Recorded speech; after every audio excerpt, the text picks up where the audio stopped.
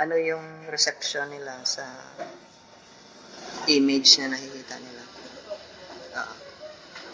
May mga specialized projective test yan na hindi basta lang ginagamit para yan sa mga matinding level ng ano. So, yung mild at saka moderate, hindi yung ginagamitan, pero useful din yan. So, ganun din yan. So, yung cards, ang purpose nun is to determine yung level of projection mo. Kasi kung mahina yung ano mo, yung insight mo, intellectual insight pa ka meron. Pero minsan na babypass yun, yung intellectual insight. Alam mo yung pwede mong i-justify yung criminality. War, manslaughter, pwede mong i-justify intellectually. Kasi may insight ka na parang masama siya eh. Pero yung true insight, hindi yung madali maano.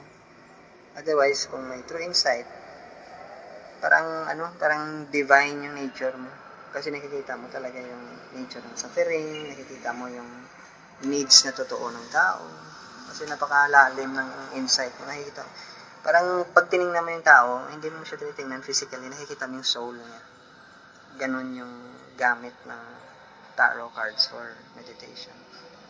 Nakikita mo yung soul ng tao. Now, again, ito, mga purely descriptives. Kasi until the time na try mo, hindi mo parang hindi siya ma-grasp. Parang nahulog ka sa barko. Tapos hindi ka marunong lumangoy. Alam mo yung mga description, pero pag hindi mo na-try na experience yung gano'n, hindi mo makuha. Ganon siya. So, ngayon, yung mga cards na to is, sinabi ko, 4 seasons. May season. Season yan, division cycle.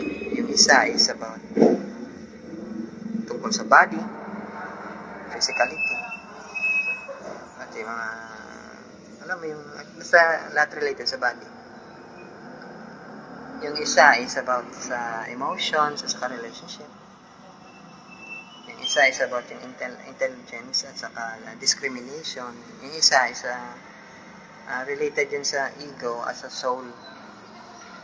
Dali yung covering ng soul, yun yung ego. False ego, false self. Okay. Once na ma-refine yun, nagkaroon ka na ng mastery, katulad ng magician. Malalabas yung totoong mga meanings niya sa significance. So ngayon, pag nag-read ka ng card, minsan, mas madali pag gumamit ka ng oracle cards na 72 rin. Kasi may mga may mga suggested na mga directions. Otherwise, pag ginamit mo yung original na mga card, yung Rider-Waite saka yung iba na walang minsan na bablank ka. Yung parang tingnan mo lang siya, parang maganda, pero hindi mo makuha yung significance meaning niya. Yung iba na may suggestion kung ano yung meaning, madali, dahil yun yung talaga yung ng writer, yung nag-create ng card. Yung iba doon is parang depende sa yung pag-interpret. Ngayon, hindi pa naman develop yung practice natin ng tarot sa Philippines or sa ibang parts ng country, Asia. Yung alam ko lang na legally required ka na may license is part sa US, parang isa lang yata. So, sa iba, wala. Pero, pwede ka magpa-license sa business mo as nga gano'n. Ibig sabihin, medyo may pagka-rigorous yung thing. Pero, same pa rin yun. Kasi, yung isa sa mga author na nag-publish ng gano'n, na nag-mention regarding sa, na hindi ka makapractice ng tarot without any license, legal license to exercise as para kang paramedic. In-explain niya, at saka yung method niya is ma-learn mo naman sa graduate school. Ganun. Graduate school, ibig sabihin sa masters mo or sa doctoral, may technique doon na pwede mong gamitin. Okay. May certain field of expertise.